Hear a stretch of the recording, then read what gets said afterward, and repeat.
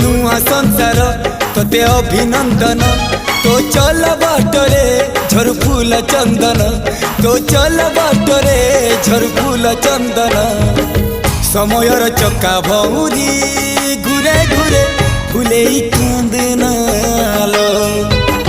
चढ़ीबु तू फूल सवारी धीरे धीरे फूले कांदनालो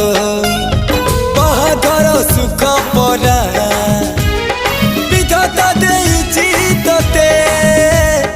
विरह वेदना सबु सहिबाकु हवा मते